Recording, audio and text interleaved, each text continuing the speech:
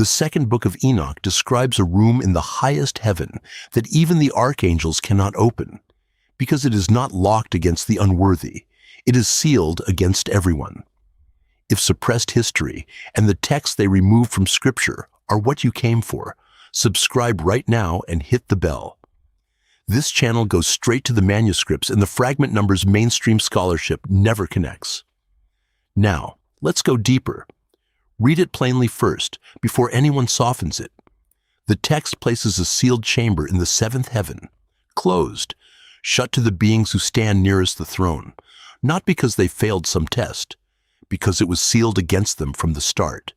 The ones closest to God are the ones kept out. And here is the strange part. You have probably never read this text, and there is a reason for that. 2 Enoch survived in one language, and it is not Greek, and it is not Hebrew. It survived in Old Church Slavonic, copied by hand by monks in the Eastern Slavic world, generation after generation, on parchment. It was never accepted into any Western canon. Latin Christianity did not know it existed for centuries. No intact Greek original survives, no Hebrew. This book exists at all because a handful of Slavonic scribes refused to let it disappear. Think about what that means. The councils that shaped Scripture never voted this text down. They never argued about it. They simply never had it in front of them. It slipped past the whole machinery of the canon and stayed alive in the East, quietly, on the edge of the map. So, what does it actually say? It says Enoch was taken up. 2 men come for him. Their faces shine like the sun. They carry him upward, out of his own bed, past the roof of the world, and the ascent begins. Chapters 3 through 22 map it, layer by layer, one heaven at a time. Follow him up with me, one heaven at a time, because it is the last one that matters. The first heaven is a warehouse of weather. Enoch sees the storehouses of snow and dew, the reservoirs of cloud, the treasuries where the frost is kept. Cold, ordered, waiting. The second heaven is darker. There he sees the fallen ones, prisoners, weeping in the black air, held under guard. He rises again. The fourth heaven opens onto the solar gates, the great doors the sun rides through, and the courses it runs across the sky, tracked like clockwork. The fifth heaven is where it goes quiet. There stand the Grigori, the watchers, the ones who came down. They are silent, enormous, waiting for a judgment that has not come. Then the sixth heaven, and here the order tightens. This is where the ordering angels work, the ones who govern the courses of everything below. And then the seventh. The 2 shining men bring Enoch before the throne itself, and there, in the recension that carries the fullest text, he sees them, the sealed treasuries, the place the Lord keeps closed. He stands there and he sees it, and the text does not open the door. But 2 Enoch is not the only text that hides something in the highest place. Ezekiel saw a throne of fire.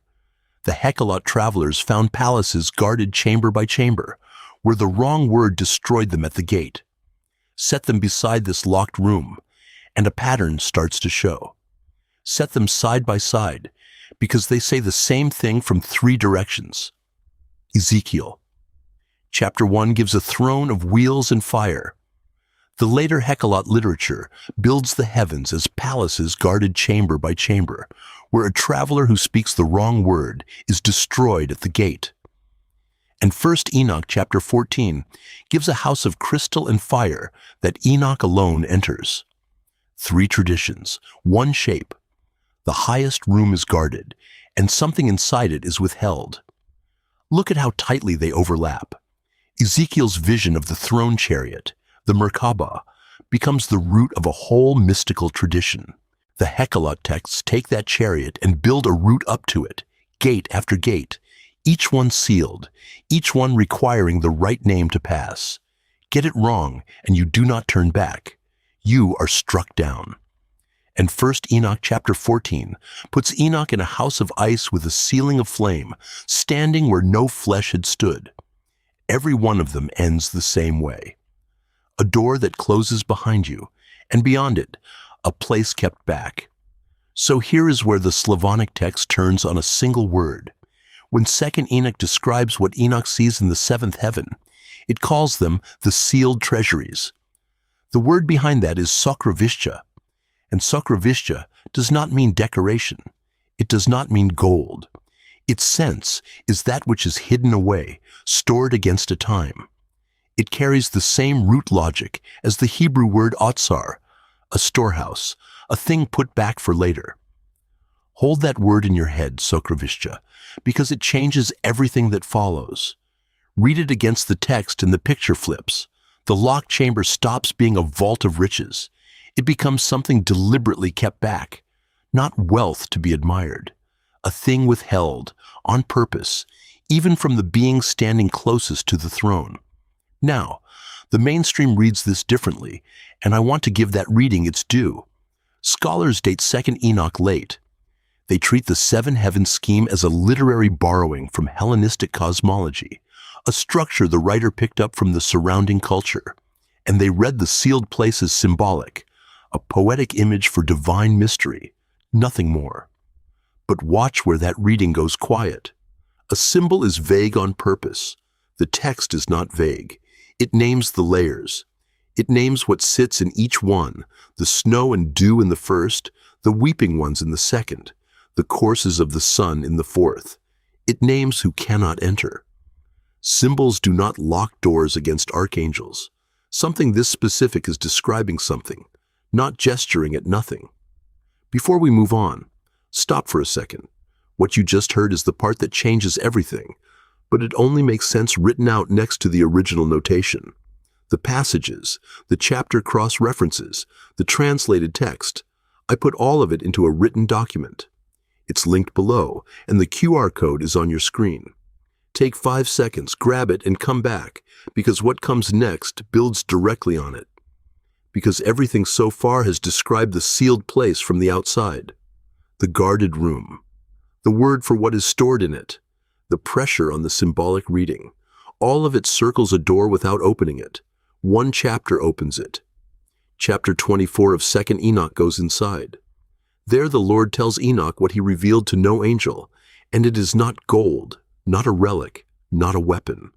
It is the one thing that stood before anything else existed. Chapter 24 of Second Enoch. The Lord speaks to Enoch what he revealed to no angel. Read this the way it was written, because the words are exact. He tells Enoch that before any created thing existed, he alone moved in the invisible. And then he gives the sentence that everything in this text has been circling. He commanded the invisible to become visible. That is the line. That is what stood before anything else stood. Not a throne, not a host of angels singing, a command spoken into nothing that turned the unseen into the seen. And notice who does not get to hear this. Not the ordering angels of the sixth heaven, not the Grigori, not the 2 men whose faces shine like the sun, the ones who carried Enoch up through every level. The text says it plainly. Revealed to no angel, only to a man, taken up and stood before the throne, in a chamber the beings nearest to God cannot open. Now you understand why it is locked.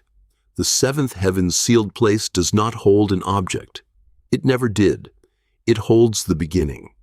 You cannot lock away a beginning in a box, so the text does the only thing it can.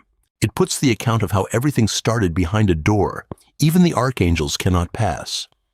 Here is where I stop reading and start arguing, and I want that line to stay clean. The text records the revelation. That much is on the page. What the structure suggests is mine. Read the sealed treasuries, the sokrovishcha, against chapter 24, and the locked chamber stops being a vault of gold. It becomes origin, not treasure, that which is hidden away, stored against a time.